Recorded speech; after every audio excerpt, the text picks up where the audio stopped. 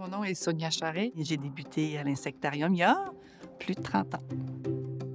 Donc, le premier insectarium, celui que tout le monde a connu dans la région de Montréal, a été très, très populaire et on a reçu des millions de visiteurs. Après quelques années, on s'est rendu compte que la muséologie avait avancé et notre relation aux insectes aussi. Donc, on était dû pour un renouveau.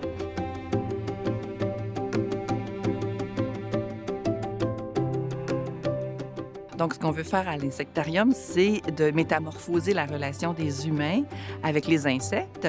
On veut amener les gens à valoriser leur existence, à comprendre leur importance dans la nature, puis leur importance pour nous. Puis c'est ce qu'on appelle, nous, l'entomophilie.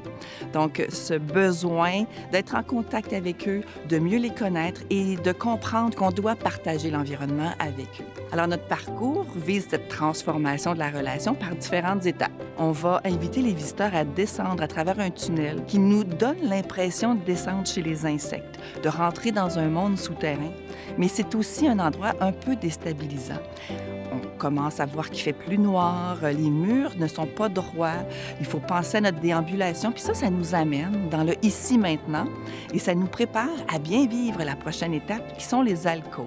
Dans les alcôves, les visiteurs ressentent le monde comme les insectes le font. Donc c'est un peu comme s'ils devenaient eux-mêmes des insectes. Et puis l'apprentissage se fait, mais il se fait par le corps dans cet endroit-là.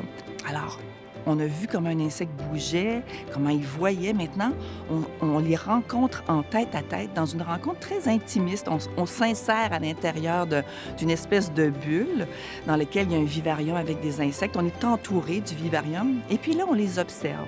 C'est vraiment un contact privilégié. Il faut vraiment l'essayer pour comprendre comment c'est le fun d'être proche, toute proche d'un insecte et puis d'avoir l'occasion de le regarder faire sa vie. Alors, on a eu notre rencontre intimiste, on les a vus de près, on a vu la grande diversité.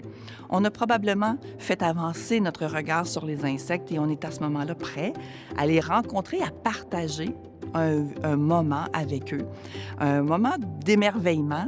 Et à ce moment-là, les visiteurs sont invités à émerger à la lumière, en fait, à entrer dans notre grand vivarium où vivent des milliers de papillons qui sont en liberté, qui font leur vie autour de nous, qui butinent, qui s'accouplent, qui pondent leurs œufs. Donc, toute leur vie se passe sous nos yeux. À la fin de leur visite, je pense que les visiteurs ont un regard différent. Puis, on espère vraiment qu'ils vont être enthousiasmés par ce qu'ils ont découvert.